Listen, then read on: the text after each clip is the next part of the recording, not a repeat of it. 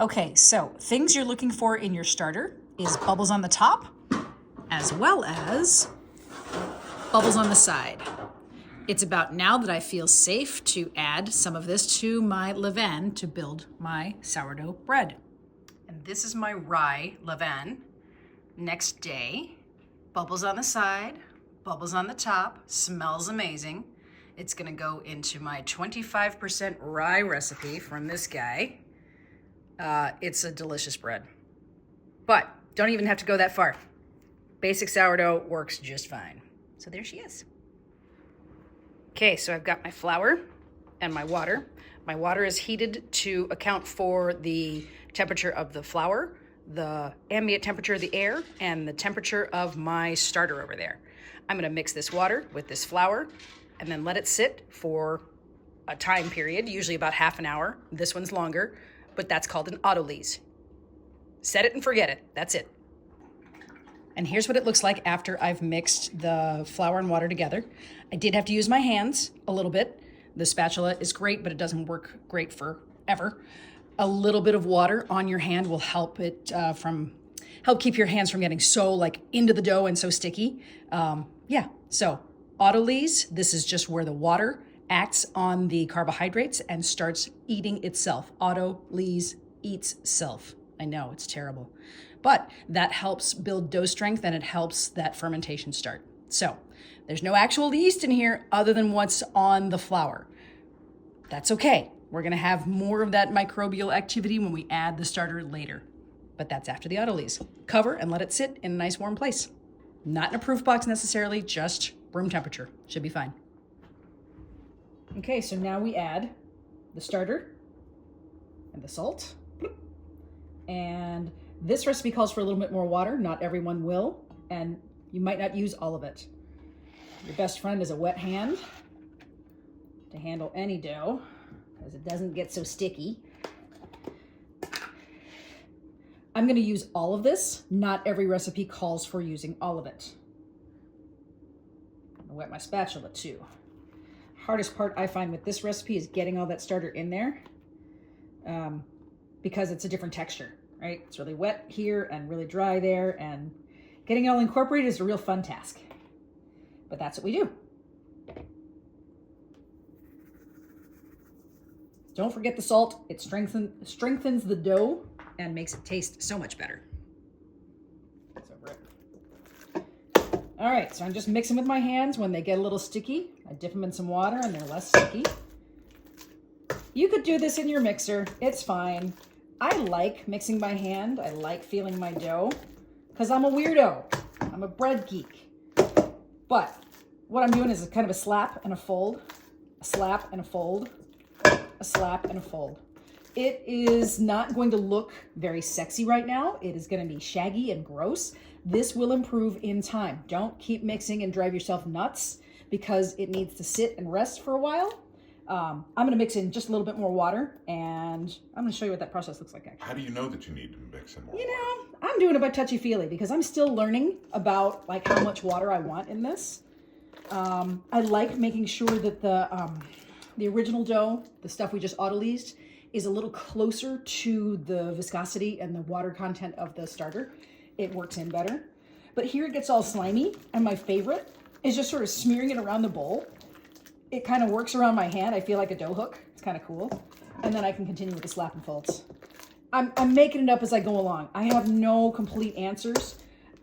I am always experimenting, right? So I don't know what the hell I'm doing. But I got my hands in dough! Living the dream. Good. Stop. So I've added that water and kind of mixed it in. Look at that. It's a more cohesive dough. I'm tempted to add a little more just to see what happens. Yeah. So I'm thinking I'm done for now. I didn't add all the water that it called for. Maybe that's right. Maybe that's wrong. Maybe it's just different on different days. I don't know. It's all touchy-feely as far as that goes. This now needs to sit for about 30 minutes, and then I'll do a series of slap and folds. I'll continue that. Probably, it's usually about 3 or 4 sets of slap and fold, wait 30 minutes, slap and fold, wait 30 minutes. You're building structure in the dough as you do that. And if you don't do it at exactly 30 minutes, if it actually goes an hour, no one's gonna die, I promise. I have waited 30 minutes.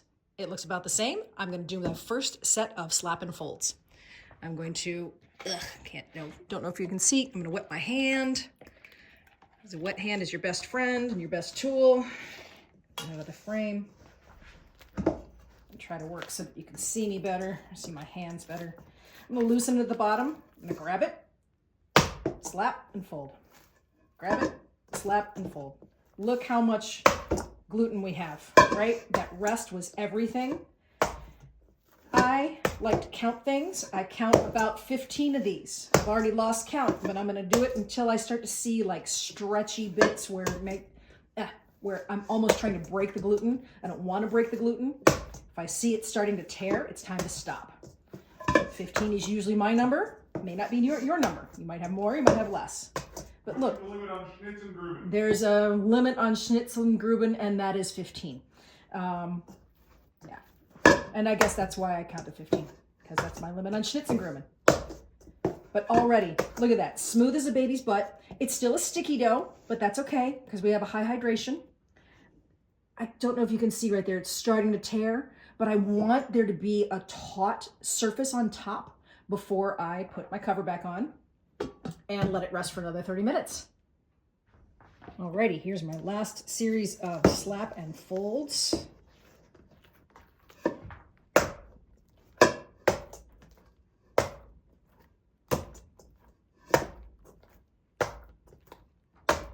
After this, I will let the dough go into what they call bulk fermentation.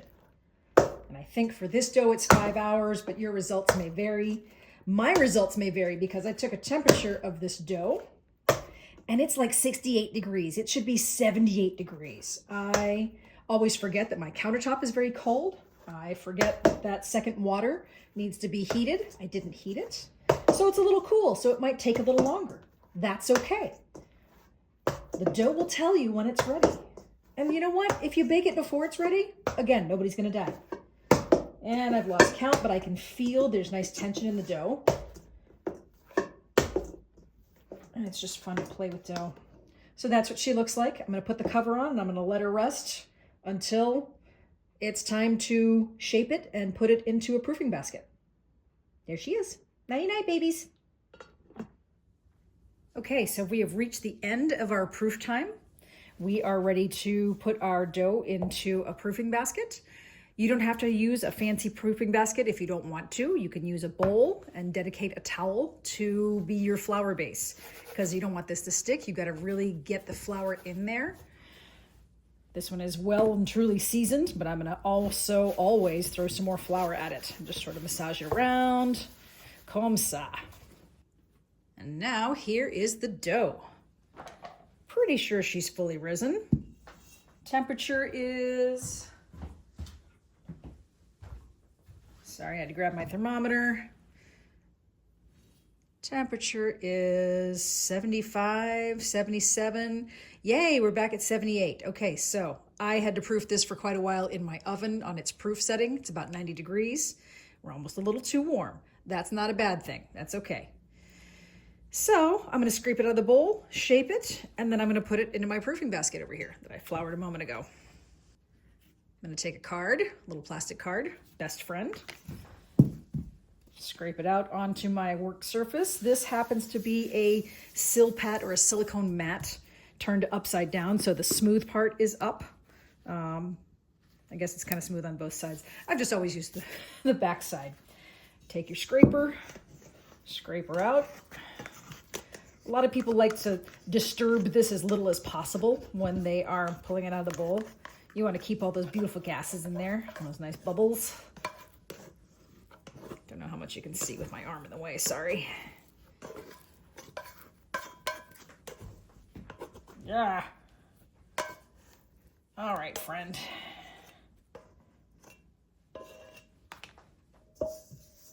Last little bit out of there. There's a lot of different ways to shape your dough. I'm going to show you kind of what I do.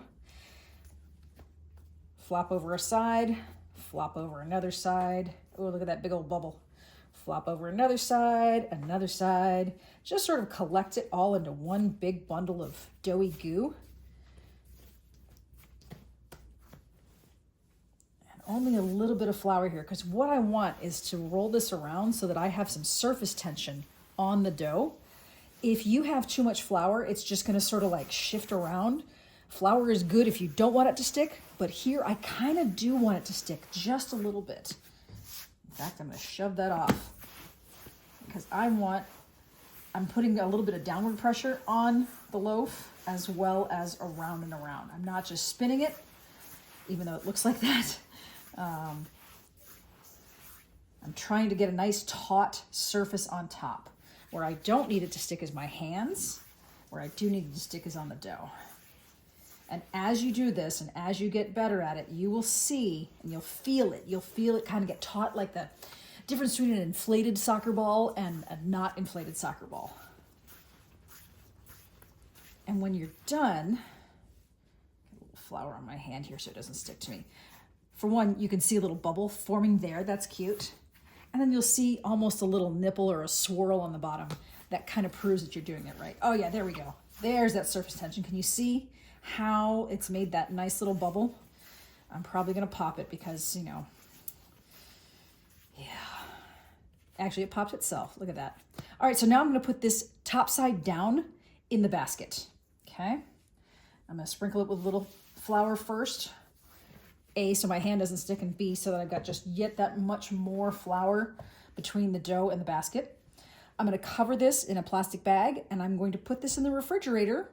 Pretty sure this recipe says overnight. So we kiss this goodbye for 12 hours, and we bake in the morning. Okay, so it's time to bake. This kitten has been in the refrigerator all night long. I've got my lame, or my serrated knife. Don't have to have a fancy razor blade. A good serrated knife that's sharp will do the trick, or any sharp knife will do the trick. I got my UV gloves over there, got my bench flour. I've also got this fancy bread mat. Don't have to have this. Piece of parchment that won't burn in the oven is a good thing, but I can hook you up with those if you want some, blah. Anyway, I'm gonna flip out this bread onto the mat. I'm gonna score it, and then I'm gonna put it into my Dutch oven situation. So I'll do that, hang on. This part's always a little tricky because I never quite center it, but that's okay. And you can mess with it a little bit. I like to brush some of the flour off because after a while it gets beady on top, gets like little crumbly bits. Smooth out the flour a little. I take my lame or my sharp knife, doesn't matter which, and score it however you want. I usually like just a big slash right down the middle. And the motion is swift, and it's not always accurate and perfect, so don't hesitate to do it a couple of times, right? Make sure that you've got a good slash, and that's it. I will lift this by the ears and take it to my Dutch oven. And there she is. No real magic in the baking. Into a hot Dutch oven. I bake for about 25 to 30 minutes with the lid on, and then bake for another 25 to 30 minutes with the lid off. Your temperature might vary, but that's a sourdough loaf right there. Look at that. Smells amazing.